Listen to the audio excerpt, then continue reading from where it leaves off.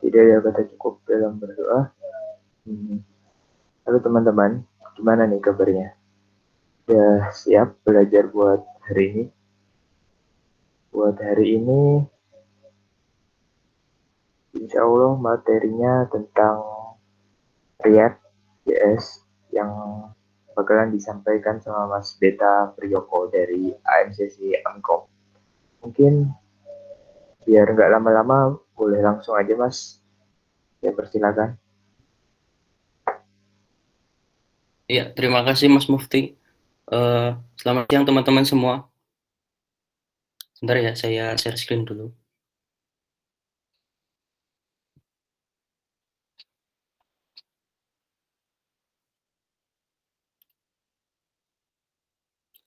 Udah kelihatan ya? Tolong dulu Mas. Udah ya, udah kelihatan ya? Sudah. Oke. Oke, terima kasih atas waktunya dari panitia DSC Amikom ya Mas ya, yang diberikan kepada saya untuk sharing sedikit ilmu tentang React.js. Sebelum saya mulai, eh, saya ingin ini dong tahu seberapa familiar kalian tuh dengan React.js. Tolong tulis di komen ya, dari 1 sampai 10 itu seberapa familiar kalian dengan React.js. Soalnya ini materinya agak agak ini agak advance ya.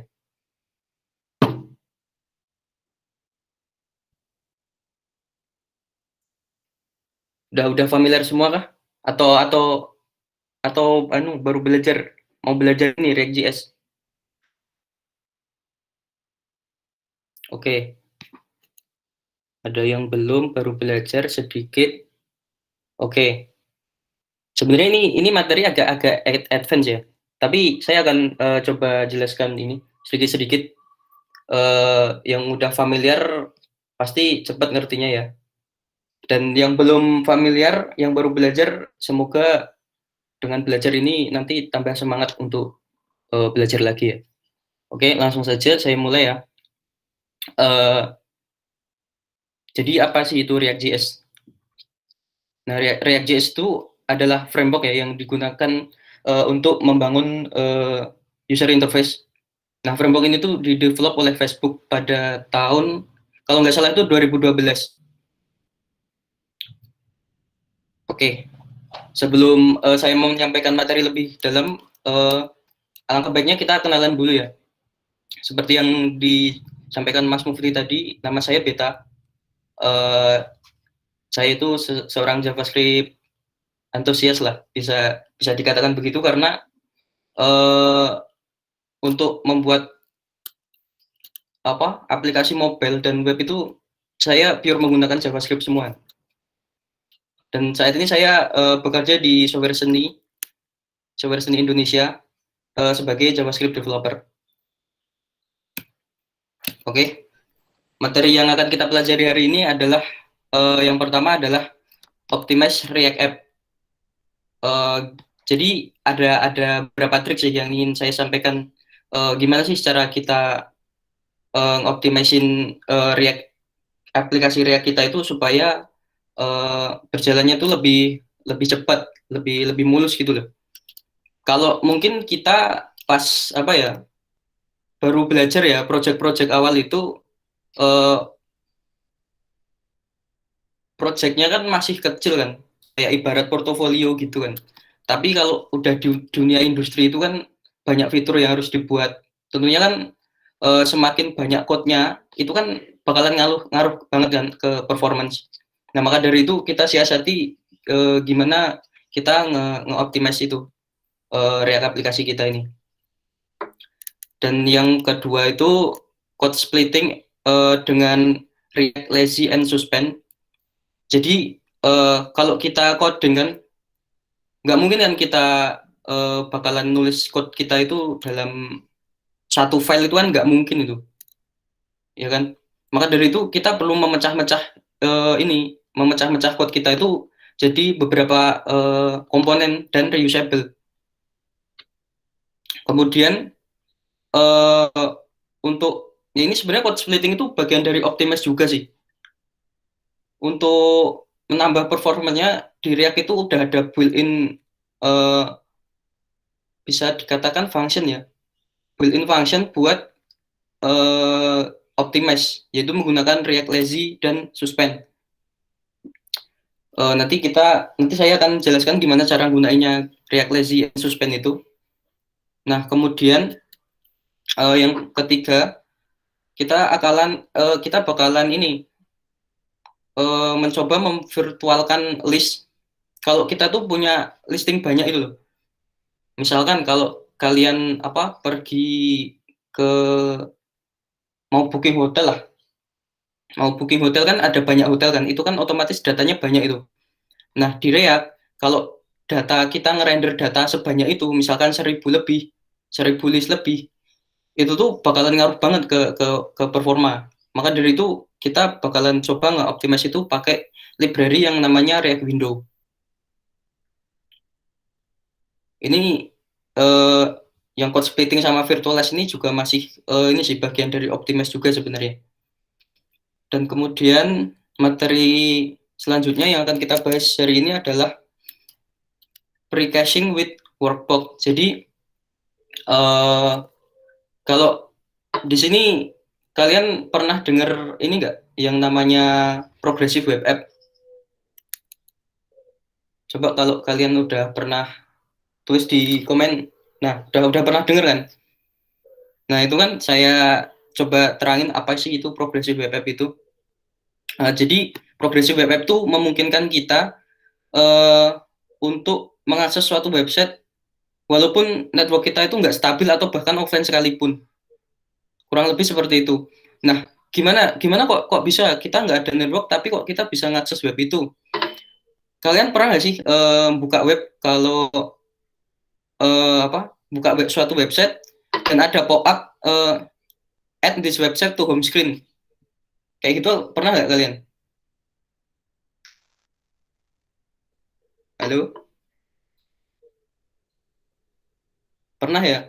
Nah, kalau pernah, nah itu tuh eh, implementasi dari ini progressive web app juga.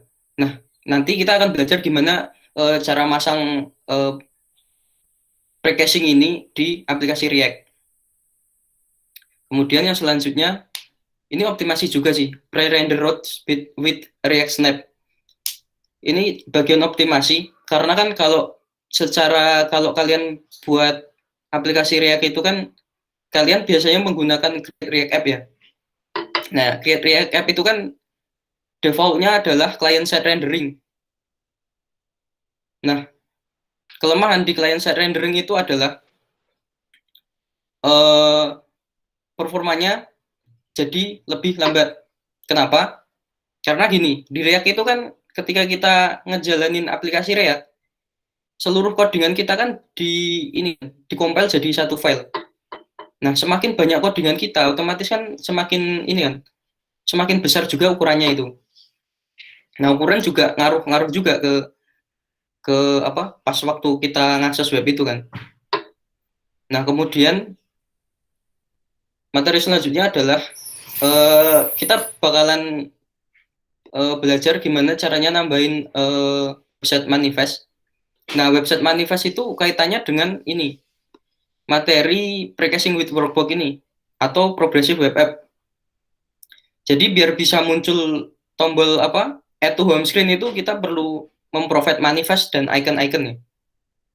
Dan untuk materi yang terakhir itu kita bakalan nge-audit website aplikasi kita itu menggunakan library React-X dan ESLint plugin JSX E11Y ini ya. Oke, langsung saja ke materi yang pertama. Cara mengoptimasi aplikasi React yang pertama itu adalah dengan menggunakan pure komponen. Kalau kalian kan biasanya ini kan membuat komponen React itu misalkan kelas komponen ya. Kalian lebih lebih familiar dengan kelas komponen atau functional komponen sih? Atau belum tahu itu apa kelas komponen atau functional komponen itu apa? Belum tahu, Mas. Nah, jadi gini, saya jelasin ya. Jadi sebenarnya kan di React itu ada dua dua metode buat komponen ya. Yang pertama itu dengan kelas, yang kedua itu dengan fungsional.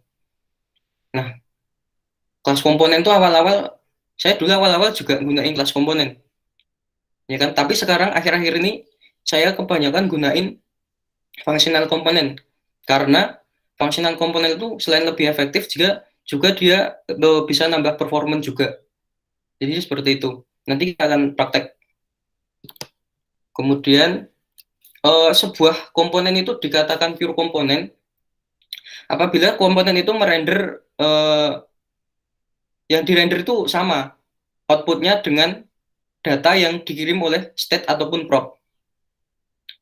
Jadi pure komponen itu gini, dia bakalan nge-compare variabelnya. Kalau misalkan dia sama, dia nggak akan nge-render ulang ini komponen itu. Nah, sedangkan di komponen biasa, kalau kita ngubah state atau ngubah prop kan, dia bakalan render ulang gitu kan. Nah, proses perbandingannya itu dinamakan shallow rendering. Jadi dia bakalan nge-compare eh, variabel yang dikirim dari state ataupun props dengan variabel selanjutnya. Kalau misalkan dia sama, dia nggak melakukan render ulang karena rendering berulang kali itu bakalan ini ngerusak performance juga. Makanya saya lebih menyarankan untuk gunain pure komponen. Nah, gimana caranya? Mari kita langsung praktek ya. Nah, di sini saya sudah menyiapkan boilerplate ya. Boilerplate ini juga kalau kalian dengan familiar dengan Create React App itu tuh aku pakai template yang PWA ini. Karena kan nanti ada kaitannya dengan materi kita tadi kan yang precaching with workbook tadi. Oke, jadi di sini saya akan menunjukkan apa perbedaan antara ketika kita gunain pure komponen ataupun kelas komponen biasa. Oke, saya sudah buat code. Yang pertama itu pure komponen dan regular komponen, ya kan? Kita mulai dari regular komponen dulu ya. Seperti yang tadi saya bilang, React komponen itu bisa dibangun menggunakan functional komponen atau kelas komponen. Nah, ini kan kalau di sini saya contohkan menggunakan kelas komponen ya. Nah, biasanya kalian itu kan buat React komponen itu extend-nya itu komponen biasa gini kan, biasanya. Nah, itu tuh bakalan ngefek banget sih nanti ke performa.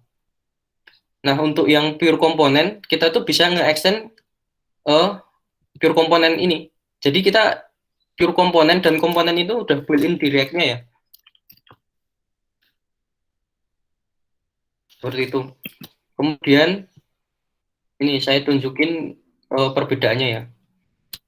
Di sini kan saya punya state name namanya beta kan.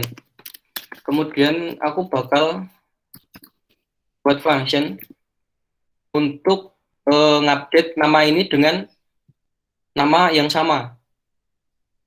Di pure komponen kan kalau dia variabelnya sama dengan variabel selanjutnya, otomatis kan dia nggak bakal nge-render kan, supaya performanya itu tetap stabil.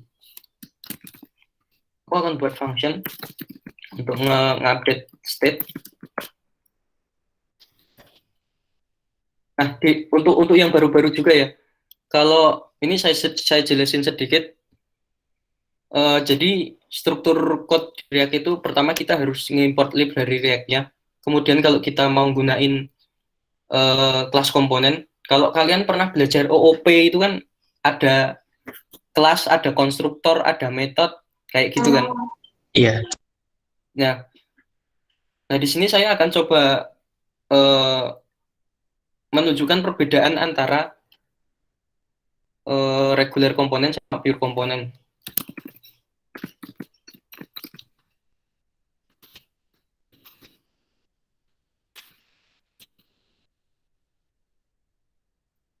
kemudian komponen Ditmon. Bagi yang bingung, komponen Ditmon itu salah satu life cycle React ya. Jadi sebelum ini ya, komponen ini dimount, jadi tampil ke browser kita, itu ada namanya life cycle. Nah, life cycle nanti bisa kalian browsing sendiri, ada apa aja. Dulu itu ada namanya komponen will mount. Nah, tapi sekarang udah deprecated karena udah nggak nggak ini banget sih.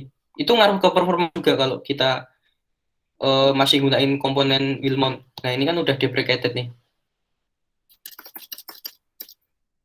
Jadi komponen did mount, pada saat komponen itu udah di mount, kan namanya aja komponen did mount ya. Berarti kan komponennya udah di mount, udah tampil nih, udah tampil ke user. Aku bakalan ini set interval, aku kasih timeout 1 detik. Ini dalam millisecond ya ini ya. Nah, setiap 1 detik saya bakalan ngupdate namanya itu. Nah, setiap artinya ini ketika komponen ini sudah di mount tampil ke user, aku bakalan nge-update state ini dengan cara manggil method update name. Nah, di React kalau kita ngupdate state ataupun prop, otomatis ini bakalan nge-render kan. Oke, mari kita jalanin.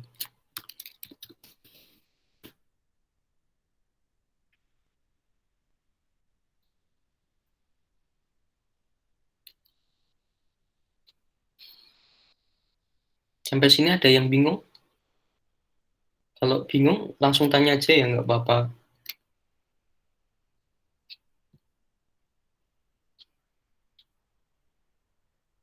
Nah, untuk kelas, kalau bingung masalah kelas itu memang harus belajar basic ini sih, basic OOP dulu. Sebelumnya udah pernah belajar OOP belum?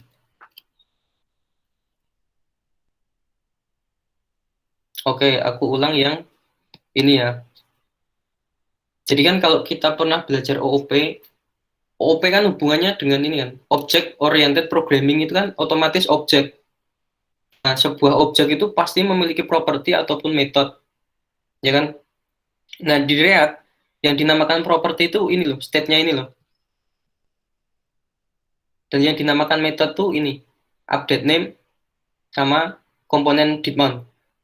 Nah, update name ini kan metode yang aku buat sendiri ya, untuk ngupdate nama di sini.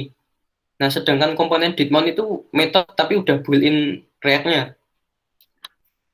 Seperti itu sih kurang lebih. Nanti bisa dipelajari OOP dulu sih kalau sebelum belajar advance ke React, ke framework apapun. Mas, sorry mau tanya Ya, di kodenya yang tadi Mas, yang mana?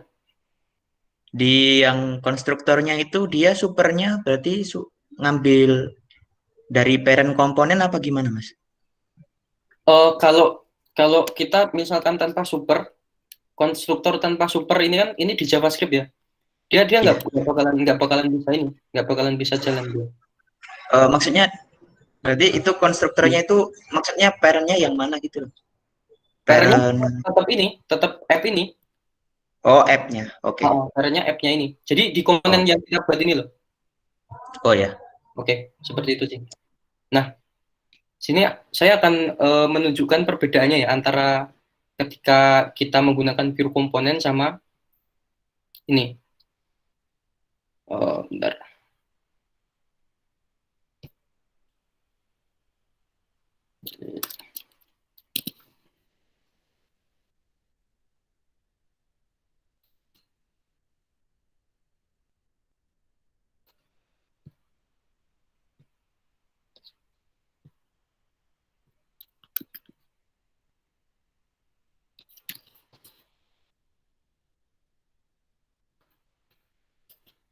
Nah, tadi kan saya udah buat ini kan regular komponen sama pure komponen ini. Nah, di masing-masing komponen ini bakalan aku kasih prop namanya itu name. Oke. Kita import dulu komponennya. Import regular component from komponen regular component. Import pure component from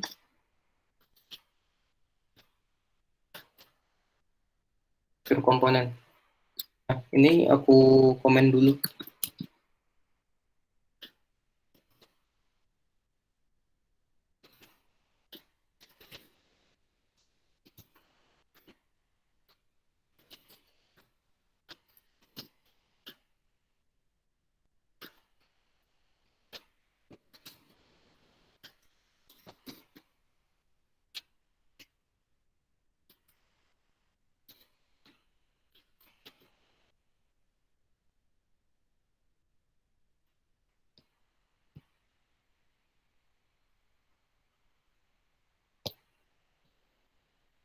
This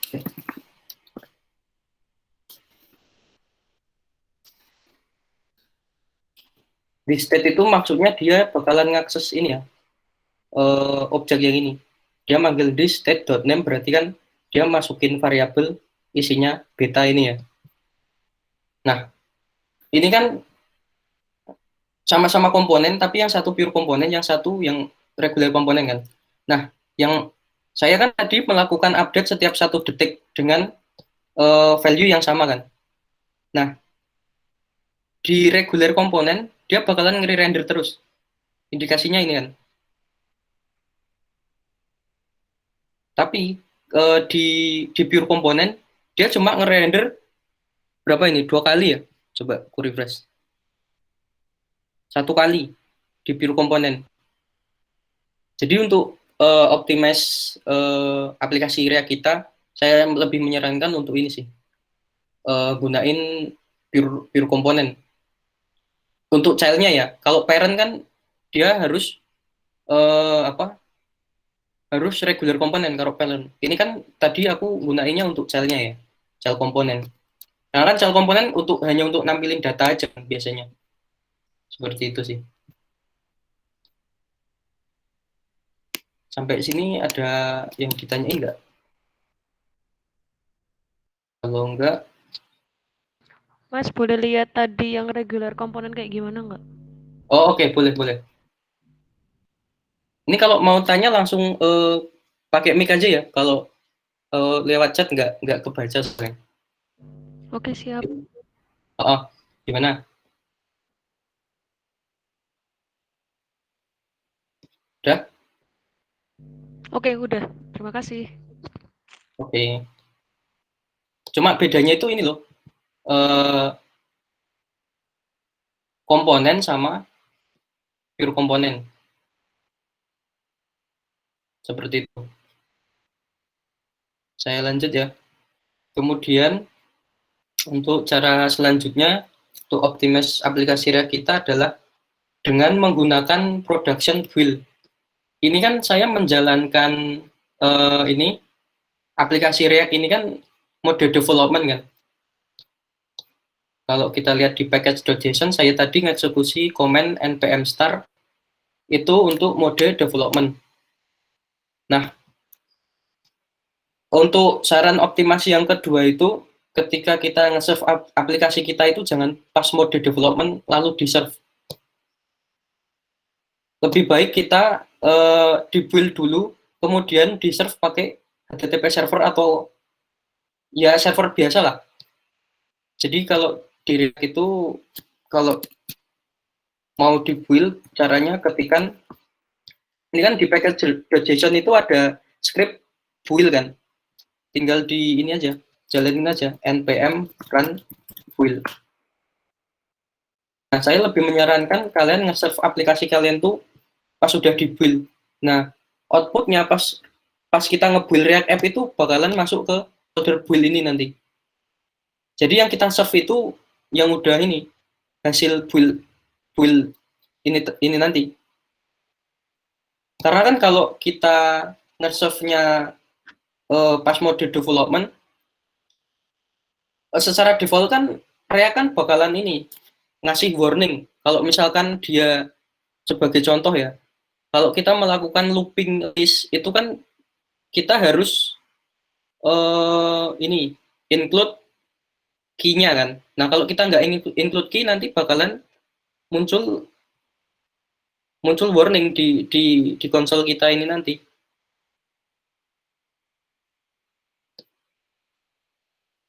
Jadi untuk lebih nge-optimize lagi, kita harus gunain ini, harus di build dulu baru di serve.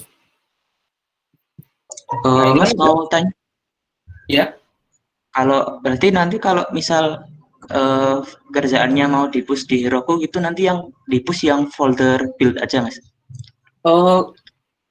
ini sih kalau sekarang kan kita, kalau di kantor ya, development-nya itu ini kalian pernah dengar namanya CICD nggak? Oh, kode integration itu, Mas, yang Nah itu kan ada step-stepnya kan, itu ranah DevOps sih. Nah kalau di Heroku tuh biasanya ada ini, aku juga belum pernah pakai Heroku sih, pakainya Netlify kalau kalian pernah pakai Netlify. Nah kita tinggal ngeran step-stepnya aja. Pertama kan kita install dependency kan, habis install dependency kita build dulu. Nah habis build kita bisa serve aplikasi itu. Nah karena ini kita build lokal, nanti nge-serve-nya pakai HTTP server bisa. Folder yang mau di-serve-nya apa. Nah, ini kan udah, kalau kita buka hasilnya bakalan sama.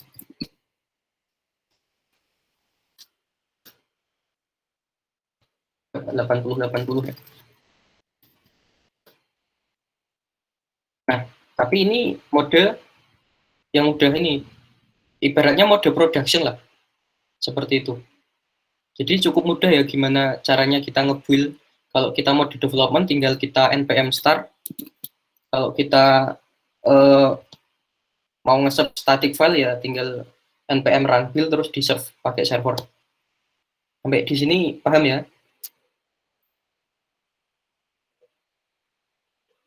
Kemudian tips selanjutnya, nah ini kita harus gunain lazy load. Kenapa kita harus gunain lazy load? Karena kan yang seperti yang saya jelaskan di awal tadi, di React itu, run dulu.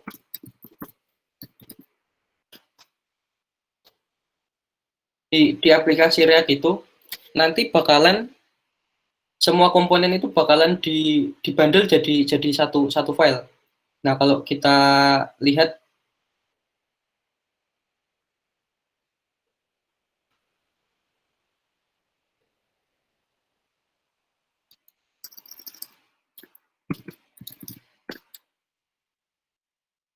di source ini, nah ini kan ada file JS. Nah ini yang main ini. Kalau kita, nah ini jadi codinganku yang ini tuh udah apa satu dibundle jadi satu. Dan dia kalau kalian lihat di ininya DOM-nya, dia di-include-in di sini. CSS dan JS-nya bakalan dibundle jadi satu di sini. Seperti itu. Jadi kan itu kalau semakin banyak fiturnya, semakin banyak kodenya kan ukuran bundle size-nya itu kan jadi lebih tinggi kan. Otomatis itu bakalan ngaruh banget ke apa pas kita ngakses pertama kali. Karena semakin besar file yang kita download kan itu ngaruh ke kecepatan dan performa juga kan. Seperti itu. Nanti kita akan bahas lebih detail di ini ada slide tersendiri yang habis optimize kayaknya kalau nggak salah tadi. Nah kemudian kita saranin untuk gunakan React fragment untuk apa ya, menghindari extra tag. Jadi kan defaultnya ya, defaultnya React itu bakalan render satu node aja ya. Ini kan kalau kita lihat di function return itu dia cuma apa nge-return satu node aja kan. Kalau misalkan kita mau nambahin seperti ini, misalkan H1 ya.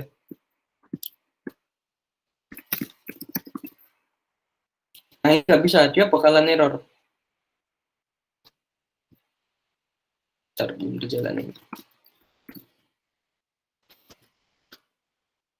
Jadi di setiap komponen React itu wajib cuma pakai satu parent.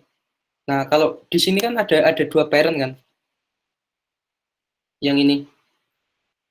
Nah, gimana? Biasanya kan kalian ini kalau udah pernah pakai React, kalian bakalan bungkus ini dengan tag div ya. Seperti ini. Nah, itu usahakan jangan gunain tag div seperti ini. Saya lebih menyarankan kalian untuk gunain fragment. Nah, apa itu fragment? Ya, fragment itu sama ya seperti div ini, cuman nggak ada tagnya, cuman kayak gini aja. Nah, ini dinamain React fragment. Dan ini lebih efektif daripada kita gunain div tadi. Coba kita lihat perbedaannya ya. Kalau gunain fragment sama div.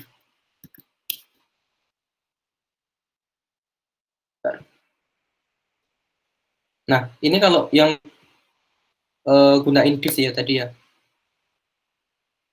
Kalau kita gunain div, nah di sini bakalan ada div-nya ini di bawah root ini bakalan ada div-nya. Tapi kalau kita gunain fragment, div-nya ini nanti bakalan hilang. Jadi langsung ke app-nya ini.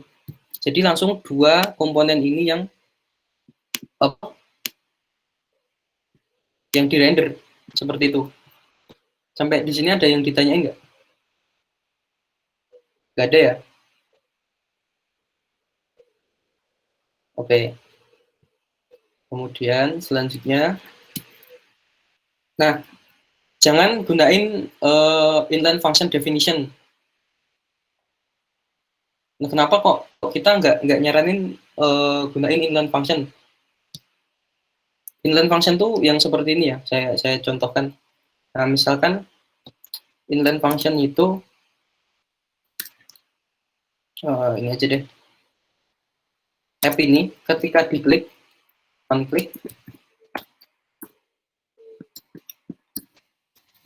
Nah, ini namanya inline function ini. Paham ya?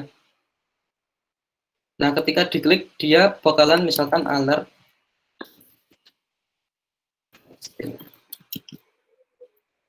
ini function. Jadi kan ketika komponen app ini diklik dia bakalan muncul alert kan.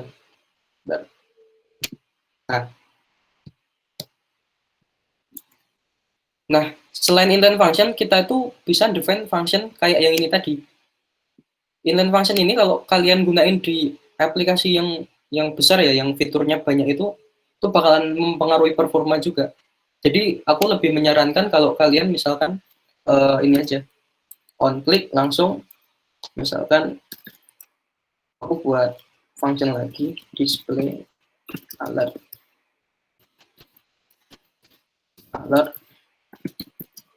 testing. Nah, terus ketika diklik, aku bakalan manggil display alert. Nah, kenapa dia langsung ke eksekusi? Karena aku gunain ini, pakai buka kurung tutup kurung di awal. Nah, kalau kita ini sama aja kan outputnya, tapi ketika kita membangun aplikasi yang besar, performanya beda. Seperti itu. Sampai di sini ada yang ditanyain nggak? Bingung Ada, atau Mas. gimana? Ada. Ya, gimana? Mau tanya, itu kenapa functionnya nggak dibuat kayak ES6 aja gitu, kayak yang di update name ini? Kenapa kayak pakai display alertnya pakai yang kurung biasa ini? Ini sebenarnya ada ini sih. Emang sebenarnya best practice-nya pakai ES6. Tapi ini kan aku cuma nyontoin aja ya. Sebenarnya ini bisa aku buat pakai ES6, pakai fat arrow function kan namanya. Nah, sama aja, sebenarnya sama aja. Tapi nanti bedanya pas kalau kita binding function ya. Kalau kita pakai function biasa ini, kalau kita pakai function biasa kayak gini, kalau kita mau ngakses state ini, misalkan ya, aku mau ngakses state, ini yang ES5 ya, mau ngakses state this dot state dot name, pasti nanti bakalan error. Nah, cannot read property state of undefined. Jadi ketika kalau kayak gini, ES5 kayak gini, dan kita mau ngakses state kita, kita harus gunain binding sih. Kalau di ES5, bind this. Ini maksudnya gimana? Kan kita ketika diklik ini kan dia bakalan mengeksekusi function baru. Nah, otomatis kan state ini nggak ngikut ke function ini kan, otomatis. Makanya kita perlu binding di sini supaya state ini tetap di sini. Nah, kalau udah kayak gitu, kita tetap bisa gunain, ya kan, tampil. Nah, solusi yang kedua, kalau kita nggak mau binding kayak gini, kita cuma perlu pakai ini aja, fat arrow function.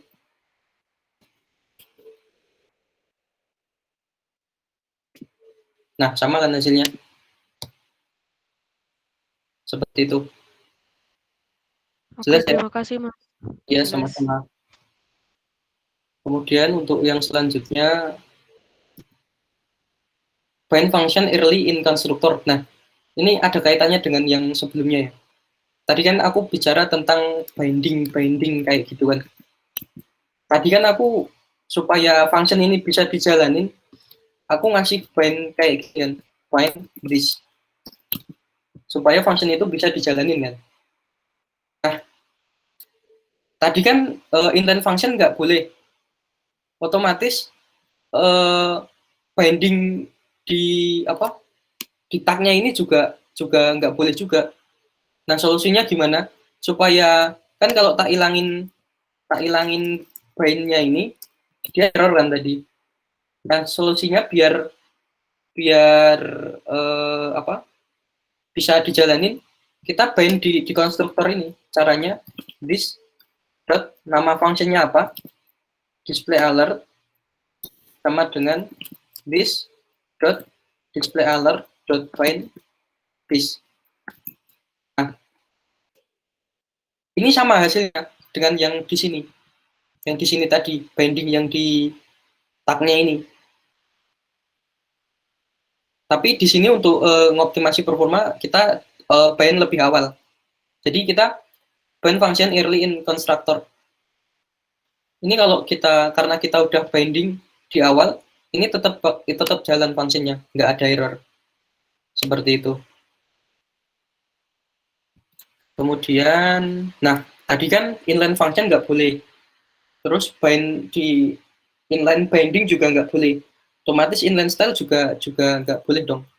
Saya lebih nyaranin inline, kalau mau styling ya ini, kita pakai kelas. Terus kita import ini, CSS-nya.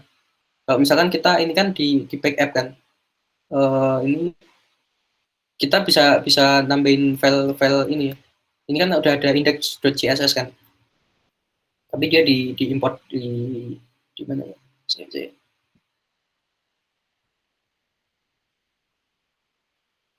Ya pokoknya intinya ini, pokoknya hindari, misalkan kita mau styling kayak gini, style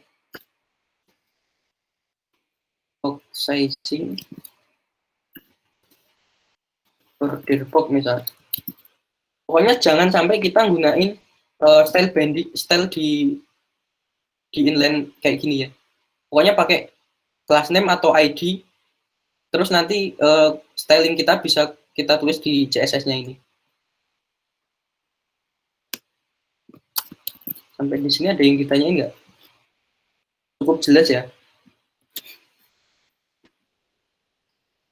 Oke, kalau nggak ada yang ditanyain, aku lanjut ke materi selanjutnya. Nah, code splitting tadi.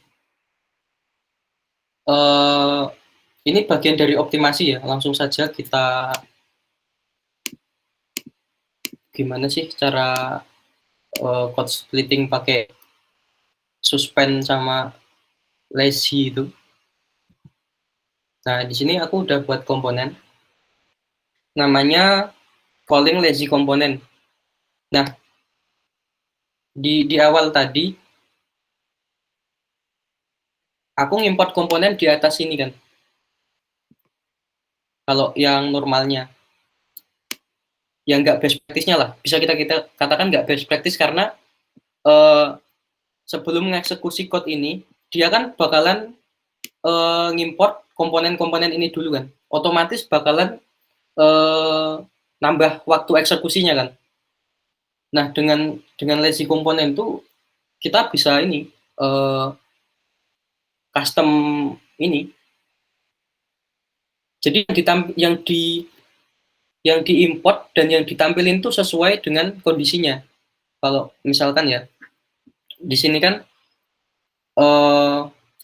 di function render ini, aku define variabel namanya komponen to lazy load.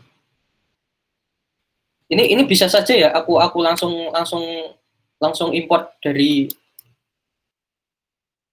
sini.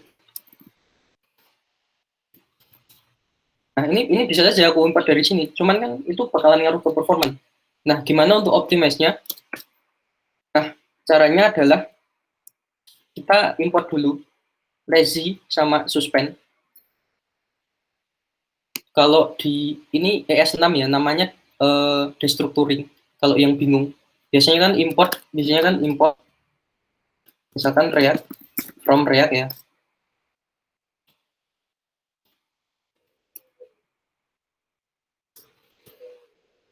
Biasanya kan kayak gini. Nah, kalau di ES6 tuh kita bisa gunain namanya tuh destructuring object ini namanya. Atau kalau biasanya kan import,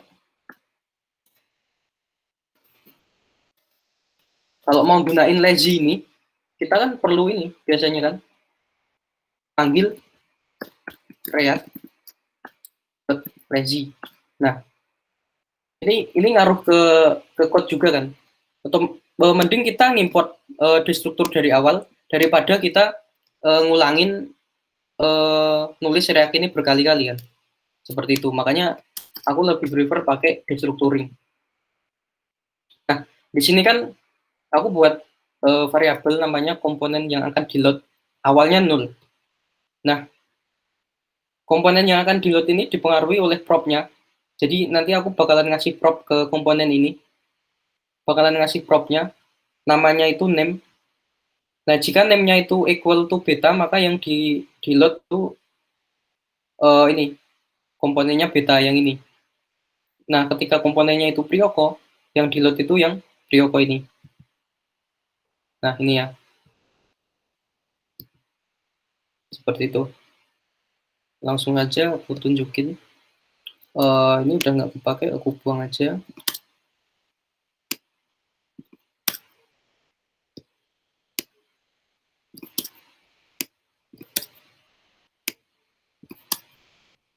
Ini aku komen dulu aja.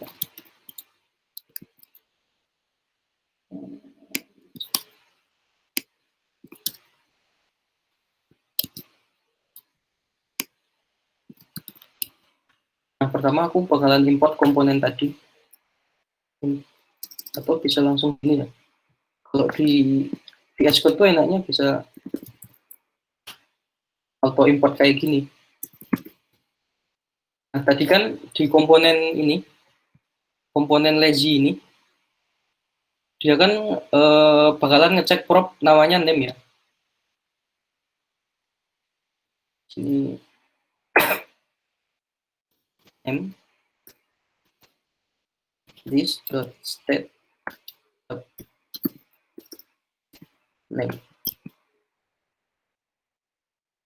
Nah, kalau kita lihat yang tampil cuman beta komponen karena aku masing namanya ini kan beta kan.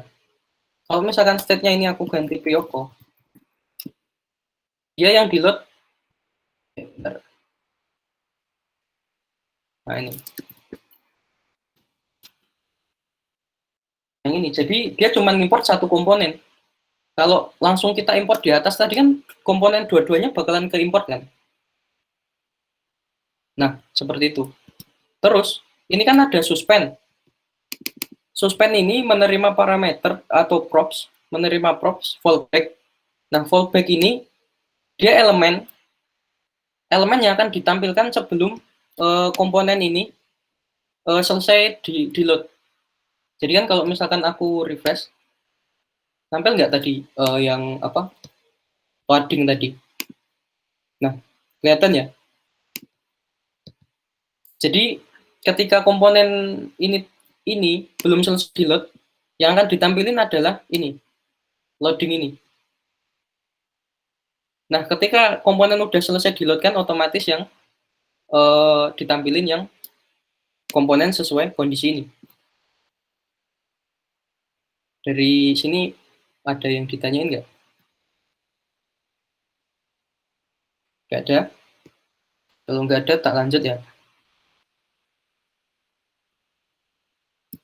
Kemudian selanjutnya, nah, kalau kita mempunyai, kayak tadi saya contohkan, kan kalau kita mau cari hotel kan, hasil pencariannya kan banyak. Hasil pencariannya banyak, nah, kalau kita render, sekali render, itu nanti bakalan ngurangi performa lah. Nah, kenapa kita nyaranin pakai React Window untuk ngerender list yang tadi? Ya karena React Window ini emang didesain untuk ngerender list yang banyak secara efisien. Nah, sebelum kita ini kan karena library ya, apa Node.js library. Sebelum kita gunain ini, pertama kita harus install dulu React Window. Tapi kalau di sini udah tak install ya. Nah, di package.json ini bakalan nulis library apa aja yang digunain di aplikasi ini. Kayak ini kan React Window. Jadi kan udah keinstall. Nah, untuk cara penggunaannya, cara penggunaan React Window itu ini. Kita kan tadi udah nginstal React Window. Kalau cara gunainnya tinggal kita ini aja. Import dulu komponennya itu. Nah, kenapa aku ini kan destructuring lagi. Fix list, as list. Ini alias ya S itu kalau kalian pernah belajar ini. Apa export import itu kita bisa, atau sebenarnya gini pun bisa. Ini tuh default name apa library ini tuh diekspor. Tapi ini kan fix size list itu kan terlalu ini ya, terlalu panjang ya, namanya bisa kita simpelkan dengan cara kasih alias seperti ini. Nah, di React Window komponen itu kan kita mau gunain komponen list ini kan. Cara gunain komponen itu sama kayak kita pakai apa? Div kayak gini kan. Div. Cuman kan ini komponen. Nah, list ini bakalan aku kasih, ini namanya prop ya, class name, height, terus item count, item size, width, ini itu namanya props. Nah, di React Windows sendiri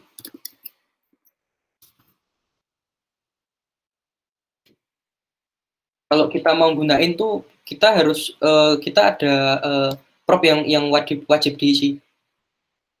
Pertama class name. Ini nanti prop-propnya bisa kalian lihat di dokumentasi sih. Tapi yang paling penting tuh kita ini class name, terus tingginya, terus jumlah itemnya. Karena ini kita nggak nge-fetch data dari API, maka kita tentukan aja 1000. Tuh datanya banyak banget.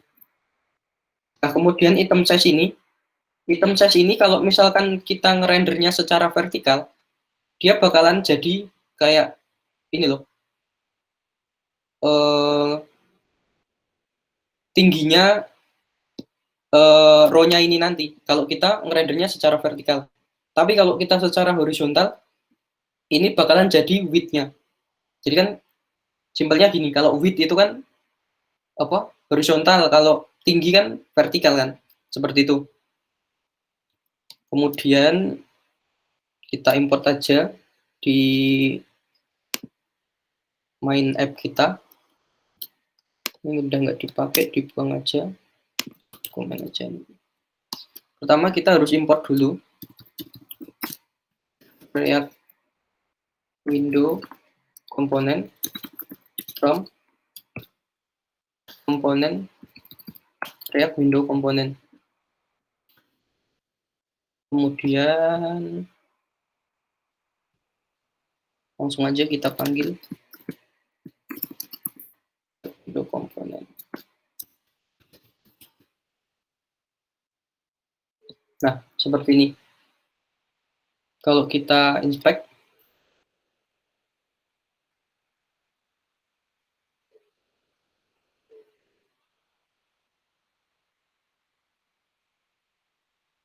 width-nya sesuai ini ya, sesuai yang kita inputin di sini ya. 300 pixel. Nih, width-nya 300 pixel, terus tingginya 150 pixel.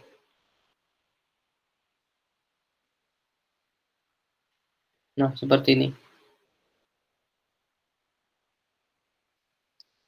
Nanti kalau kita kita fetch data dari API, nanti tinggal ngepassing prop aja di sini datanya. Datanya ini terus kan datanya ini array kan, formatnya kan array. Nanti tinggal ngakses ini aja, indeksnya aja, misalkan data index terus dot nama propertinya apa kalau mau yang ditampilkan di sini, misalkan dot name, seperti itu aja. Jadi indeks ini kan digunain untuk ngakses indeks keberapa tuh ini, data ini tuh indeks keberapa yang mau ditampilin, seperti itu. Sampai di sini ada ditanyain nggak? Coba diulangi lagi, Mas. Yang mana? Dari mana? Dari yang ini sih, dari yang tadi yang dipanggil listnya di app, di main app itu. Oh, yang dipanggil. Ini kan aku udah nge-define komponennya ya. Otomatis kan kalau udah aku buat komponen ini, aku tinggal ngimport aja komponen itu terus dipanggil. Sebenarnya udah tahu kan caranya ngerender komponen yang kita import? Iya. Udah tahu kan? Iya. Terus yang ditanyain yang mana? Yang tadi sih kok tiba-tiba muncul row dari 0 sampai 30-an itu. Nah, itu kok bisa muncul itu padahal kita nggak ini ya, nggak nginputin data ya. Nah, itu asalnya dari item count ini. Ada 1000. Ini kalau kita scroll ke bawah sampai 1000. Nah, kenapa ini 999? Karena kan array itu kita dimulai dari 0 ya. Itu ada 1000 list. Jadi nanti kalau kita, kan ini input datanya nanti kan bakalan array. Misalkan aku punya array ya. Ya tinggal misalkan ini aja. Ini tuh item count itu panjang arraynya, misalkan kayak gini, dot length. Berarti panjangnya ada 2 ya ini ya, seperti itu. Jadi nanti kok bisa 1000 itu didapatkan dari ukuran arraynya, seperti itu. Kalau ini kan aku masukin 1000. Otomatis di sini bakalan ngerender list jumlahnya 1000. Paham nggak? Oh, paham. Terima kasih. Oke. Kemudian kalau udah, nah ini materi-materi tentang PWA nih. Kalau di React, kalau kalian familiar dengan Create React App, dia itu sebenarnya udah nge-provide template ya, namanya itu ini. Kalau kalian mau start project PWA project dengan React tuh kalian cukup gunain ini aja, npx create React app, terus nama aplikasinya apa, terus template-nya CRA template PWA ini. Kalau kalian cuma create React app spasi nama aplikasinya aja, cuma sampai sini, itu tuh dia nggak include service worker-nya ini. Ini kan di sini di boilerplate ini kan udah ada service worker sama ini yang dari workbook ya ini ya. Terus cara registrasinya. Nah ini kan aku udah ini project ini pakai yang PWA template ini. Di sini juga udah ada file service worker yang bakalan nge-cache file kita nanti sama service worker registration. Nah di service worker registration ini ada function namanya register. Nah, service worker itu sebelum digunain kan perlu diregister dulu tuh. Kalau kalian pernah belajar progressive web app, itu kita harus register service worker-nya dulu, baru dia itu bisa digunain. Dan ada function ini juga unregister. Nah, secara default di index ketika kita ini habis ini template ini, secara default dia itu unregister. Nah, supaya dia bisa digunain service worker-nya, itu tinggal kita ganti register aja. Nah, register function ini kan didapatkan dari ini, service worker registration ini. Di mana service worker registration itu diimport dari file ini, service worker registration. Nah, di file service worker registration itu kan ada function namanya register kan. Nah, seperti itu cara manggilnya. Jadi kalau kalian udah pakai PWA template tuh tinggal ini aja. Secara default dia udah ini sih, udah offline, bisa digunakan secara offline ya. Tapi kita harus build dulu ini. Saya bentar tak contohin kalau misalkan dia nggak pakai service worker ya. Yang ini tadi ini kan aku nggak ngeregister service workernya. Nah kalau kita nggak ngeregister service workernya,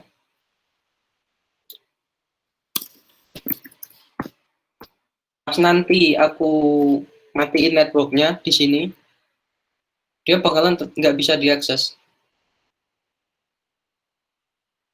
Sebentar, ini masih building.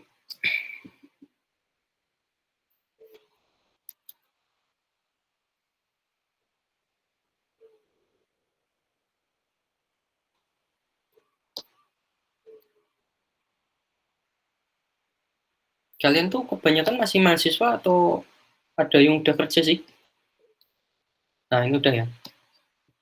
Banyak ya yang mahasiswa ya? Mahasiswa. Oh, iya. AMCC juga? Atau Gimana? dari AMCC juga atau di luar kampus Amikom ini? Luar. Ada MCC. Oh, ada AMCC, ada ini, ada yang dari luar juga. Oke, siap.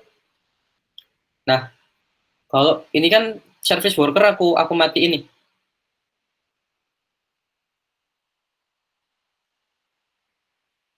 Terus networknya tak offin. Nah, otomatis kan nggak bisa diakses kan.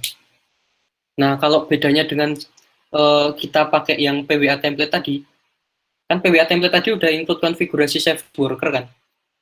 Coba ini kita online kan. Tapi kita perlu build dulu.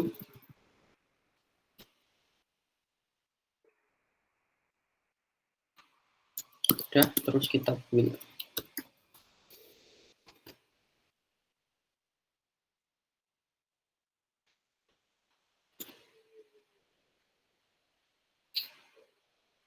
Kalian udah ada pernah bikin ini nggak? Aplikasi React itu nggak? Ada yang udah pernah? Diajarin nggak sih di kampus kalau kalian itu pakai framework kayak gitu?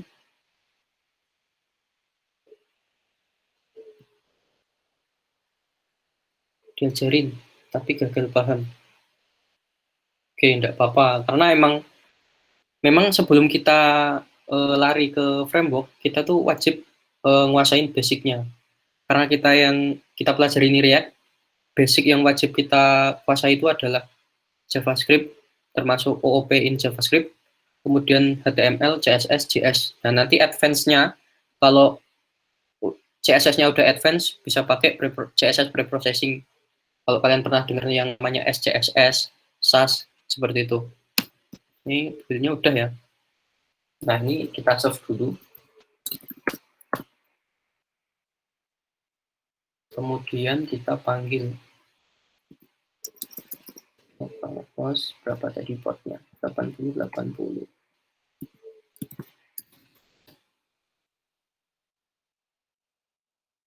Nah, ini yang pakai service worker ya. Kalau kita matiin networknya, oh dia mati juga. Bentar.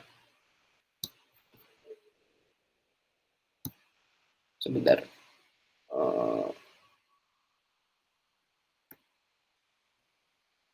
Kita lihat. Nah, di sini kenapa dia nggak bisa? Karena service workernya itu belum keregister. Coba aku refresh. Harusnya di sini nanti muncul.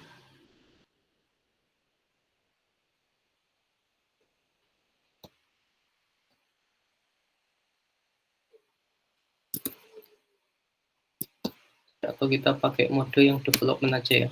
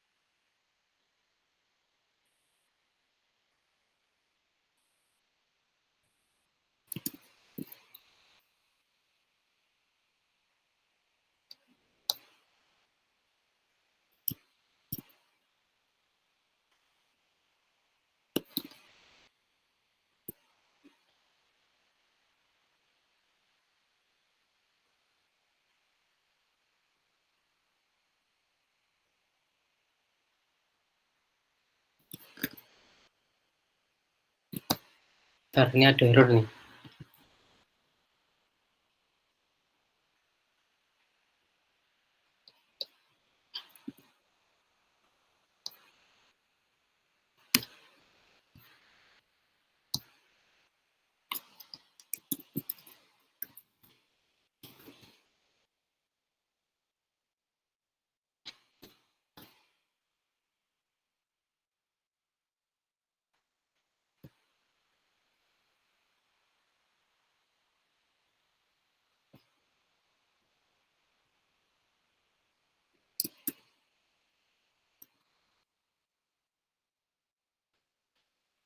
Jadi nanti sebenarnya intinya itu kalau kalian udah pakai template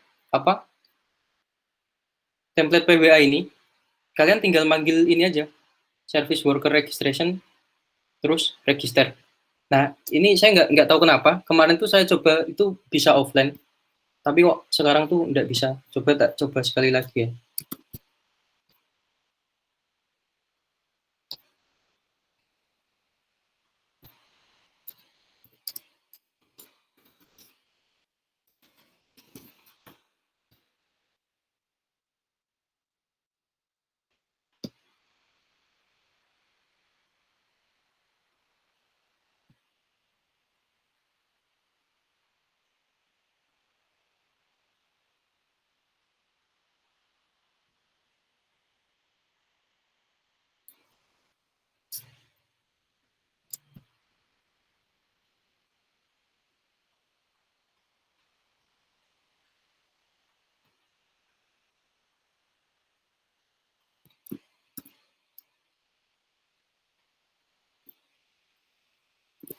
Tetap nggak bisa ya.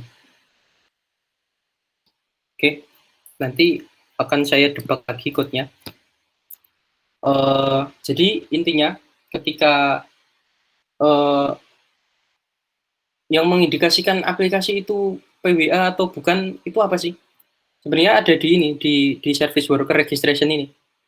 Nah, di sini kan ada ini code sandbox. Nah, yang diregistrasi di sini, semua set yang diregistrasi di sini tuh dia menggunakan PWA karena dia pakai service worker. Seperti itu. Jadi intinya untuk memasang PWA di Create React App ini, ya pakai ini tadi. npx create React App spasi nama aplikasinya, gunain template yang CRA template PWA. Kemudian di indeksnya ini tadi diaktifin. Yang tadinya unregister jadi register. Seperti itu. Ada yang ingin ditanyain nggak? Kalau enggak, tak lanjut ya. Nah, selanjutnya kita akan melakukan pre-render root dengan library React Snap. Nah, kalau kita mau gunain library kan otomatis kita harus install dulu kan library-nya apa. Nah, kalau di sini kan React Snap, otomatis kita npm install React Snap di project kita. Nah, React Snap aku udah menginstal library-nya, tapi tak taruh di dependency. Jadi kita itu kalau di React itu kita bisa install library itu opsional, mau di dependency atau di dev dependency. Nah, kenapa dia tak taruh di dev? Karena React Snap ini, kalau nggak salah dia itu pakai Puppeteer namanya itu. Nah, Puppeteer itu headless Chrome. Ketika kalian install itu tuh ukurannya ratusan MB.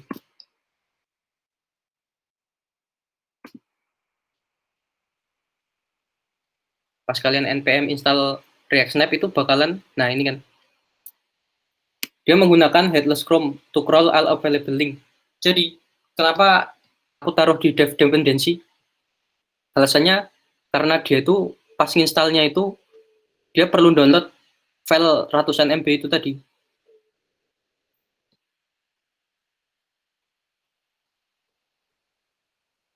Nah, kalau kita udah nginstal React Snap,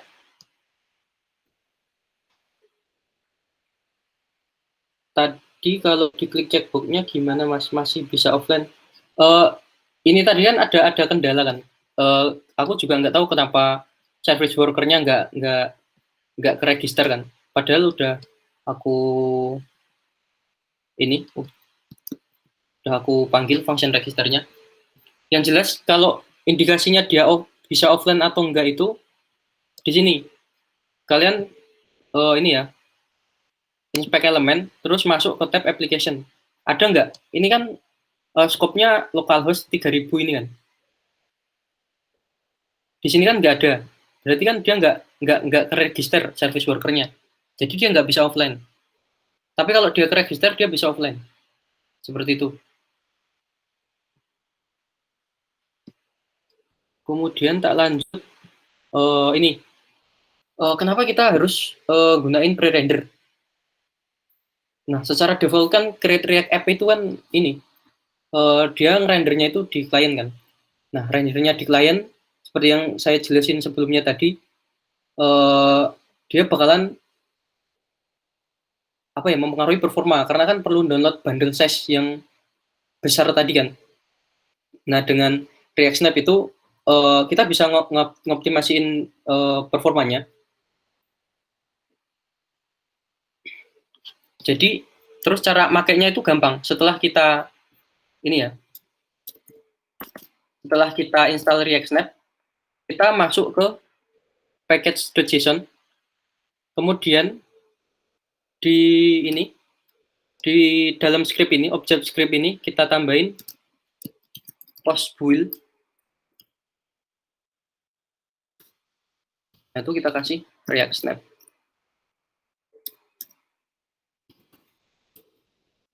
Nah, jadi ketika build ini selesai, si React Snap tuh bakalan ngasih info. Mari kita coba build ya.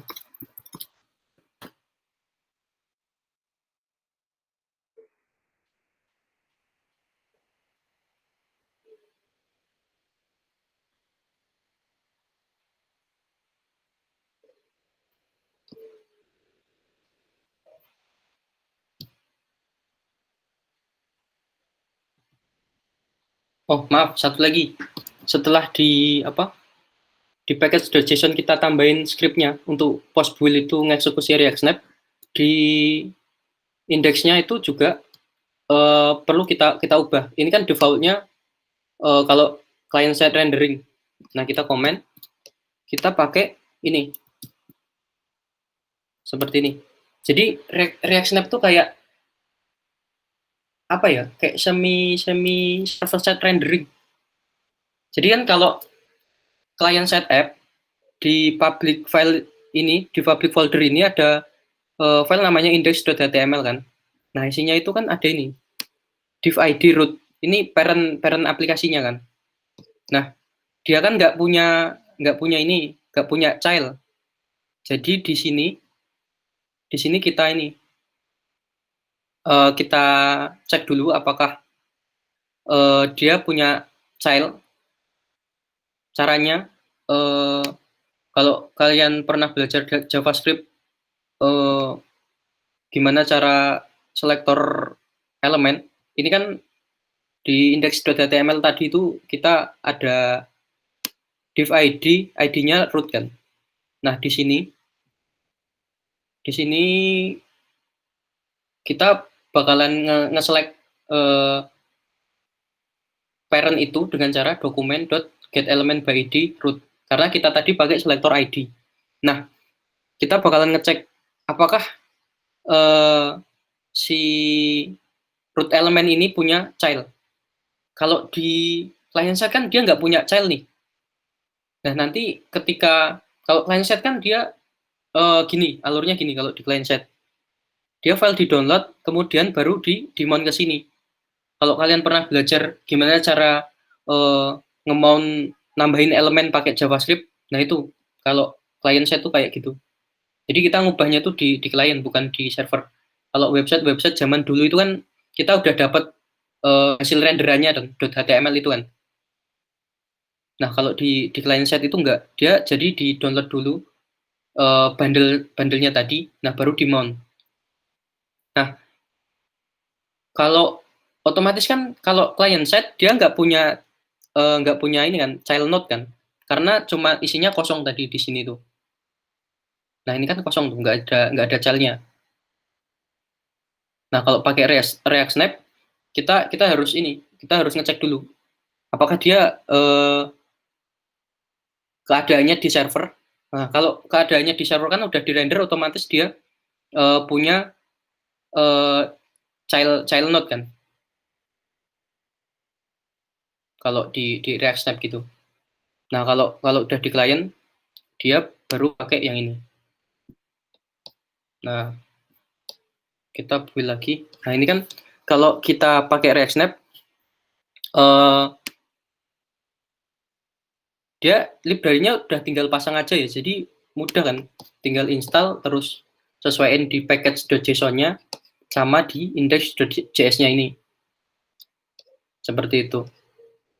Nanti ketika kalian build, dia bakalan ngasih info kalau dia itu udah nge-crawl link-nya tadi, link yang ada di aplikasi React kita ini, dan kita tinggal jalanin aja nanti. Kemudian yang selanjutnya, nah menambahkan web app manifest. Nah, manifest ini kan ada kaitannya sebenarnya tadi dengan ini ya, yang PWA tadi kan, precast with workbook tadi.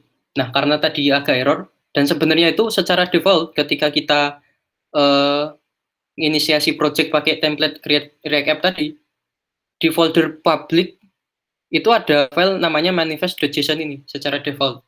Nah, kalau kalian tadi yang pernah buka website dan pernah menjumpai pop-up add to home screen, itu kan bakalan nanti ketika kalian klik itu, di home screen kalian itu bakalan ada icon yang seolah-olah itu tuh aplikasi natif ya, padahal itu tuh aplikasi website tadi. Nah, gunanya manifest.json itu. Jadi memberikan ini ya, info ketika kalian tambahin ke home screen tadi, nama aplikasinya apa, terus iconnya, kan kalau di Android tuh wajib tuh icon tuh. Nah, ketika icon itu diklik, dia bakalan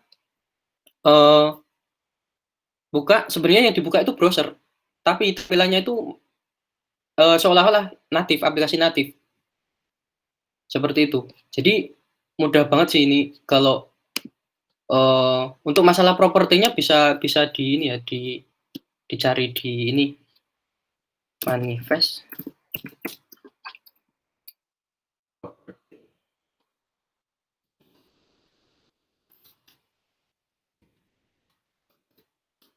Tapi secara default emang ini sih, kalau yang dikasih di sini itu emang standarnya yang required ini.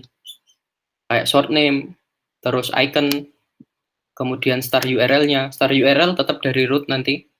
Terus display-nya standalone itu kalau mau offline, biar ke experience-nya tuh kayak aplikasi natif.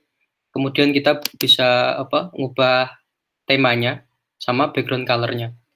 Untuk lebih jelasnya bisa dilihat di dokumentasi MDN-nya ya. Nah ini. Web manifest can contain the following case. Jadi di dalam sini itu, di dalam objek ini ada short name tadi, mana tadi? Short name. Nah, ada ini semua. Bisa ditambahin sesuai kebutuhan kalian. Tapi standarnya ini aja udah cukup sih. Seperti itu. Kemudian, ini yang terakhir nih. Yang terakhir tuh gimana kita membuat website aplikasi React kita itu accessibility-nya itu bagus. Salah satunya dengan cara gunain ReactX sama plugin yang namanya JSX A11Y ini tadi. Nah, ini kan ReactX ini kan library, ya kita tinggal install aja. npm install ReactX. Bukan. Nah, untuk yang ini ESLint ini kita tinggal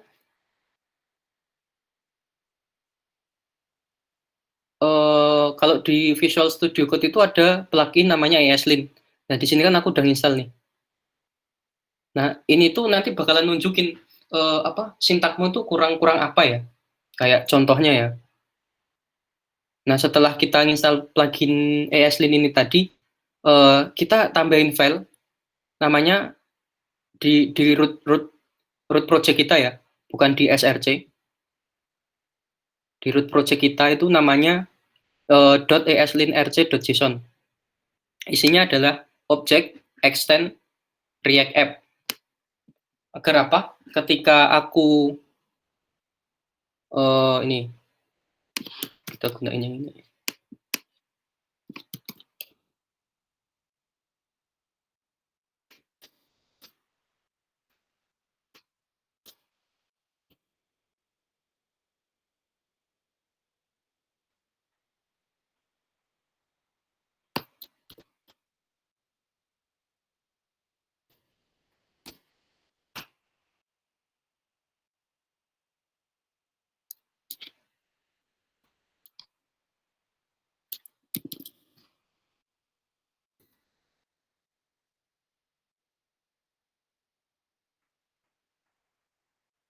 Ini mau jalanin malah npm install. npm start. Nah, di penulisan sebenarnya ini untuk SEO juga ngaruh sih. Kalau kita misalkan ini ya, aku kasih contoh tagnya itu image. Nah, image itu sesuai standarnya tadi yang pakai A11Y tadi, kita itu wajib kalau kita gunain tag image wajib menyertakan ALT. Itu wajib. Kalau misalkan ini aku hilangin, bentar ya. Nah, dia bakalan muncul seperti ini. Kayak semacam peringatan lah. Isinya image element must have an ALT prop. Jadi kita bisa ngecek akses tingkat kemudahan diaksesnya itu seberapa sih website kita itu. Kalau masih ada warning-warning kayak gini, kita harus fixing aja. Kalau ini kan contohnya di image ini kan contohnya di image ini kita harus gunain ALT kan. Kita kasih aja ALT logo. Nah, setelah tak kasih ALT kan udah nggak ada warning tadi kan. Ini contoh aja sih, karena aku nggak apal ketika kita header itu harus ada properti apa aja. Ini cuma contoh aja. Image tuh kalau kita define kan otomatis source-nya dari sini. Kemudian class name-nya kalau mau kita styling. Nah, ALT-nya itu kan pas image-nya itu nggak ada, yang ditampilin itu bakalan teks image ini. Kalau kalian pernah lihat di website, dia komponennya image, tapi yang muncul tuh tulisan ALT tuh buat itu. Image-nya nggak ada, source-nya ini nggak ada, terus atau image-nya hilang lah atau kemana. Nah, yang bakalan tampil tuh ALT-nya ini. Seperti itu. Jadi cukup mudah ya. Tadi tinggal kalau yang React X tadi udah tinggal ini aja. Sama yang ESLint plugin ini. Dia udah ini sih, kalau kalian pakai VS Code udah built-in di plugin di sini. Seperti itu. Mungkin itu aja yang bisa saya sampaikan. Kalau ada pertanyaan, monggo. Terima kasih atas waktu yang diberikan kepada saya. Assalamualaikum warahmatullahi wabarakatuh. Waalaikumsalam warahmatullahi wabarakatuh. Terima kasih Mas Beta Priyoko atas waktunya dan ilmu-ilmunya yang udah disampaikan. Ya, sama-sama Mas. Mungkin Mas Beta bisa habis ini bisa join ke grup WhatsApp. Barangkali nanti dari teman-teman ada yang ingin ditanyakan setelah iya. Siap. Nanti aku di-invite ya ke grupnya ya. Kasih link invite. Bentar ya Mas.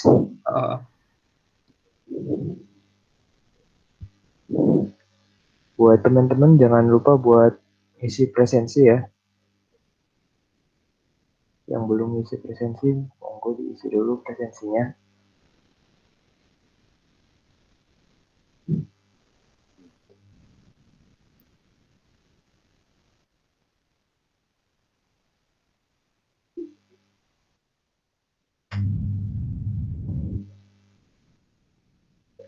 Linknya ada di chat ya Mas, monggo bisa masuk. Siapa tahu teman-teman ada yang pengen ditanyain. Aku mau tanya dong Mas. Oh iya boleh, mumpung belum.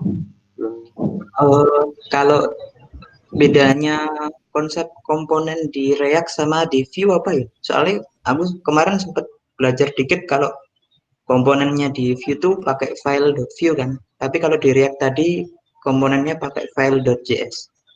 Itu aja Mas. Gini, kalau itu kan tergantung frameworknya Mas. Kalau Vue dan React itu kan sama-sama framework JavaScript untuk membangun front end kan. Nah, otomatis kalau kita pakai framework yang berbeda kan otomatis caranya yang berbeda. Kayak misalkan kita pakai bahasa pemrograman JavaScript, ekstensinya .js kan. Dan kita pakai bahasa pemrograman C++ misalnya .cpp. Nah, di Vue itu kan emang standar penamaan komponennya itu ekstensinya .vue kan. Nah, kalau di React itu kita bisa pakai .js atau .jsx. Karena kan sebenarnya yang digunain di di React ini kan bukan tag HTML itu tuh sebenarnya. Ini tuh tag namanya JS. Bedanya apa dengan HTML? Nah, kalau di HTML kan biasanya div class gini kan. Bentar, tak share lagi ya.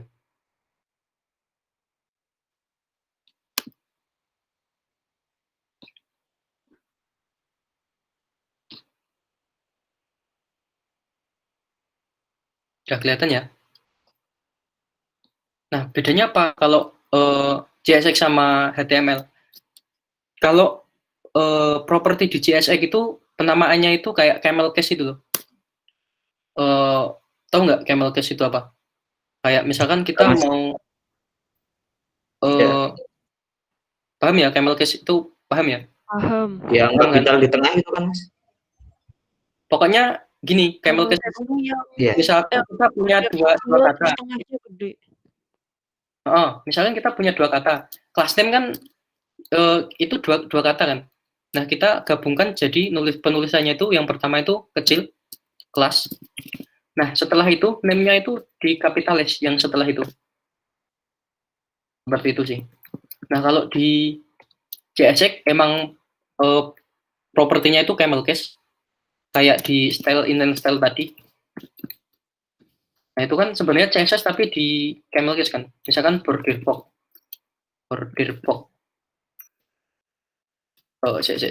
Box sizing.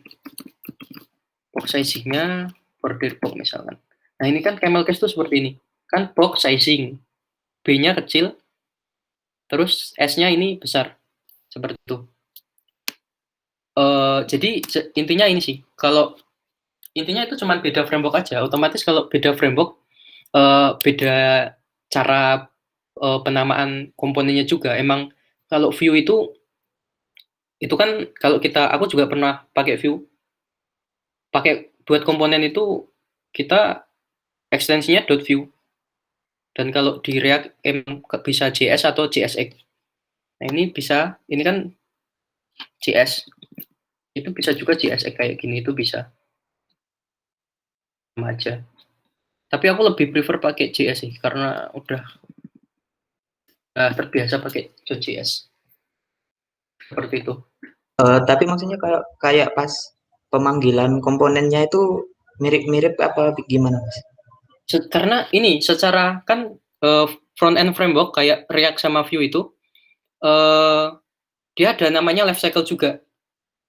Kayak tadi komponen Wilmon sama sih, life cycle-nya tuh sama, cuman beda penamaan aja.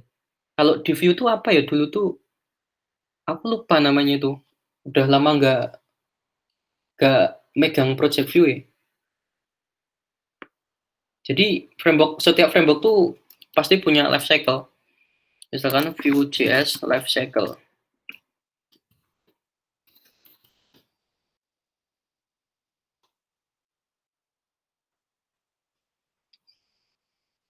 Nah, kalau di Vue itu kan kayak created.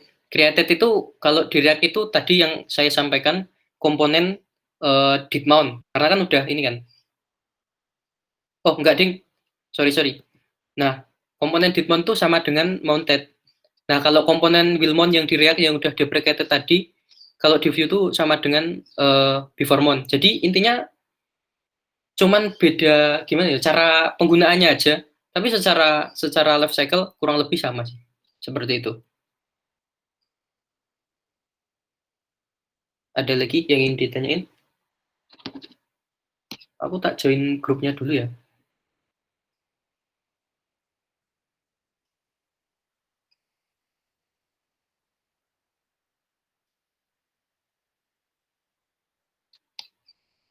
Sama kalau best practice-nya tuh kita langsung belajar ke TypeScript apa di JavaScript dulu, Mas? Tergantung kamu menguasainya JavaScript atau TypeScript. Nah, kalau kamu belum menguasai TypeScript tapi langsung ke TypeScript, ya jangan dulu. Maksudnya gini ya, kayak TypeScript itu kan sebenarnya superset JavaScript. Itu kan juga sama, kayak itu ada basicnya, kayak kita harus gimana cara buat variabel, cara buat function, terus cara buat kelas, objek. Cuman kan kalau di TypeScript itu kan ada tipe datanya kan, makanya dinamakan TypeScript. Kalau di JavaScript kan tipe datanya itu apa ya? Kayak dia otomatis tipe datanya kalau di JavaScript itu. Kalau TypeScript kan kita bisa define sendiri. Nah, tergantung kamu. Kalau kamu udah menguasai TypeScript, ya kamu bisa gunain TypeScript. Tapi kalau kamu belum kuasain TypeScript, ya gimana basicnya? Yang penting itu basicnya dulu. Jadi untuk pertanyaan JS dulu atau TS dulu, itu tergantung bahasa yang kamu gunain. Kamu sering pakai JavaScript atau TypeScript, itu aja sih. Jadi nggak ada, itu tuh JS lalu ke TS itu bukan tahapan ya. Itu lebih ke kamu tuh basicnya itu pakai JS atau pakai TS. Ya walaupun itu sebenarnya mirip-mirip, tapi kan ada bedanya itu tadi. Seperti itu. Ada lagi? Ini aku udah join ya kalau mau tanya-tanya. Mas, boleh tanya tadi itu nggak kembali ke yang bagian service worker-nya tadi? Oke, kenapa? Yang service worker? Tadi Bentar ya. aku masih agak bingung di situ sih. Oh, bingungnya di mana?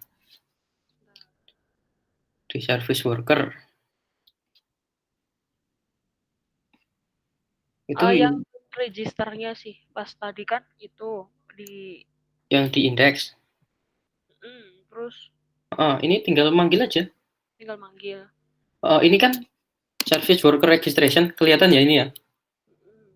Service worker registration. Ini kan aku import dari sini, file ini kan. Nah, itu aku juga pakai alias. Aku mengimport semua function yang ada di file ini, service worker registration. Karena kan ini ada export function. Export function. Aku import aja semua.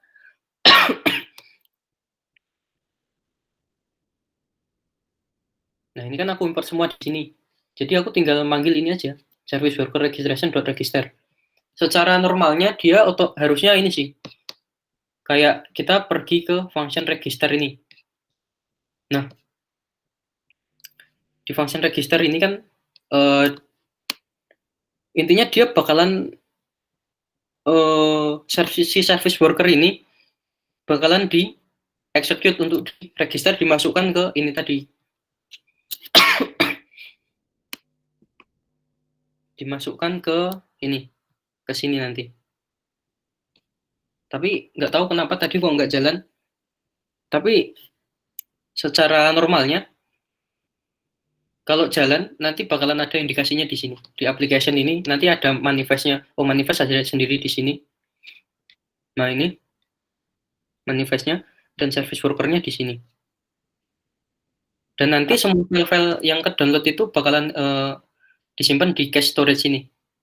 Karena kan namanya pre-cache tadi kan, pre-cache with workbox. Jadi sebenarnya offline itu karena emang udah ke-download filenya sebenarnya ya. Seperti itu. Kalau kita secara normal, itu kan kita download dulu kan semua filenya kan. Nah, kalau kita pakai service worker, dia flow-nya kalau di service worker itu bakalan ngecek dulu. Ada nggak di local storage untuk routing ini? Kalau misalkan ada yang ditampilkan di local storage, kalau enggak dia baru nge-fetch dari servernya, dari URL websitenya. Jadi seperti itu sih konsepnya untuk service worker. Tapi nanti untuk service worker yang nanti pakai misalkan pakai React sama yang nggak pakai React, misalkan contohnya pakai PWA yang apa namanya PWA-nya doang itu sama aja kan atau dibedain? Sama aja. Cuman kan kalau di React sebenarnya kan basicnya emang di ini kan di apa? Kalau kamu pernah ngunjungin websitenya Google yang tentang code lab PWA itu, nah sebenarnya basicnya emang itu. Cuman kan kalau di React itu kita dipermudah dengan cara kayak tadi itu. Kita tinggal generate project pakai template itu tadi. Nah, cara manggilnya juga seperti itu tadi. Ini kan aku nggak ngoding. Tapi ini bisa di custom. Ini kan aku nggak ngoding kan, yang ini. Karena udah bawaan dari boilerplate-nya ini. Pakai template PWA tadi. Tapi intinya sama. Sama code lab-nya Google-nya itu ya tadi berarti. Yang service worker tuh ada code lab-nya sendiri si Google. Coba cari nanti. Oke. Terima kasih. Tapi intinya sama, hasil output-nya itu sama. Ada lagi? Atau mau dilanjut di grup?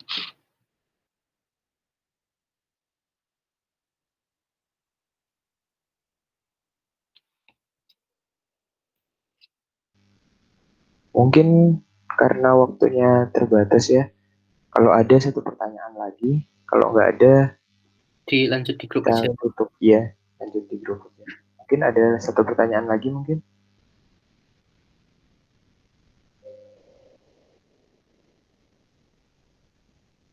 Belum ada ya. Lanjut di grup aja nanti biar bisa Oh lebih ya, sama gampang. nanya dong Mas, agak tadi Ya. bingung bedanya state sama props tadi apa? Oh, ini state sama prop ya. Iya. Gini. Jadi bentar, aku share screen ya.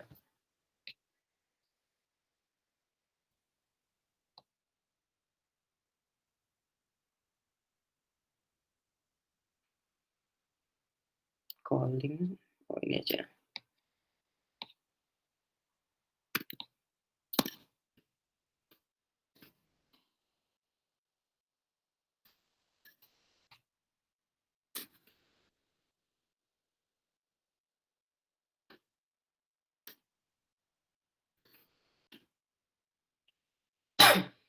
Bedanya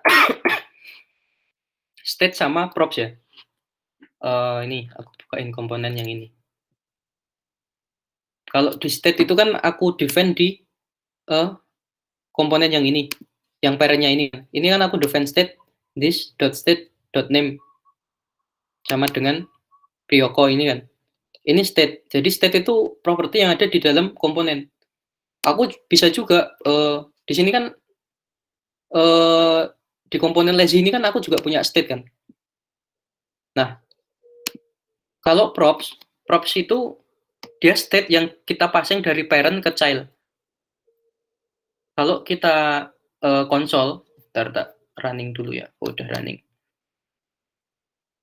Ini kan aku ke passing prop name di komponen calling lazy komponen. Terus aku konsol di sini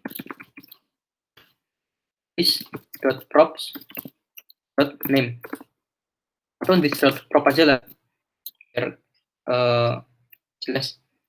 Nah, jadi intinya adalah prop itu sebuah state yang kita passing dari parent ke suatu komponen child komponen. Kayak ini contohnya. Aku ngepassing prop namanya name, terus name itu value-nya didapat dari state-nya si app ini. Misalkan ini aku ganti app state name. Nah, di sini kan aku nggak define name-nya itu bukan value-nya bukan app state name kan. Tapi kita ini dulu. Ini apa nih? God null.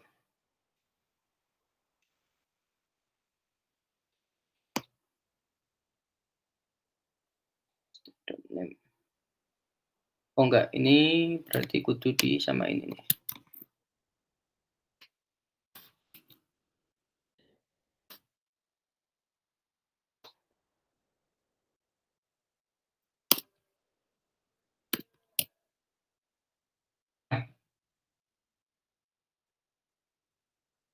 Kalau aku kan tadi nge-console props-nya kan.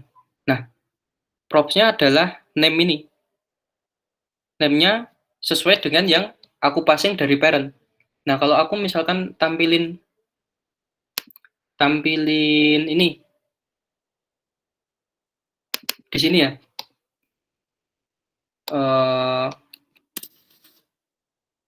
Props name from parent. Berarti aku ngaksesnya dari this.props. Bukan dari this.state. Kalau this.state, dia bakalan ngakses ke local state-nya ini. Nah, kalau this.props, dia bakalan ngakses yang dipasang dari parent ini. Aku komen yang ini. Nah, seperti itu. Sampai di sini paham nggak? Jadi intinya itu props itu adalah sebuah state atau data, state itu data ya, atau variabel yang dipassing dari parent komponen ke child komponen, seperti itu. Sekarang kan kalau misalkan aku mau nampilin ini app.name ini di komponen lazy. Nah, kalau aku nggak ngepassing prop itu kan nggak bisa kan? Gimana caranya aku ngakses name prop name dari parent kalau kita nggak ngepassing prop dari sini? Seperti itu sih. Kurang jelas atau udah jelas? Jelas Mas. Terima Oke. kasih. Ya, sama-sama.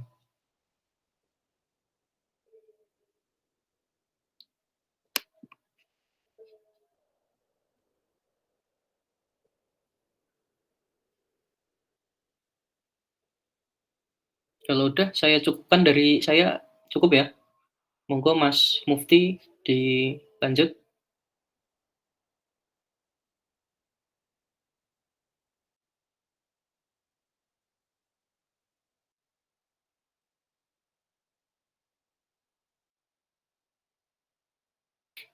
Saya izin keluar duluan ya.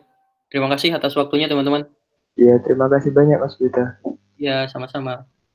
Buat teman-teman, jangan lupa minggu depan masih ada agenda pemilihan tim. Buat info selanjutnya nanti akan saya sampaikan di grup atau cek di Instagram BSC Yogyakarta. Terus teman-teman jangan lupa, bentar ya,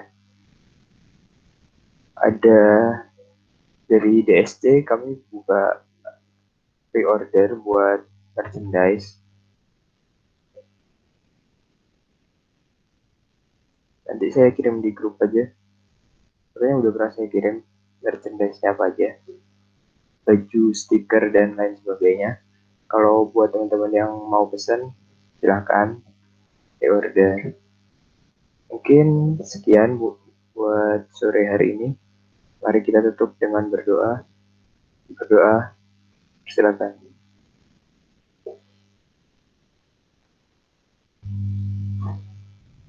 Tidak ada kata cukup dalam berdoa. Saya mohon maaf atas kekurangan hari ini karena dari tadi telat awalnya. Mungkin sekian teman-teman. Terima kasih.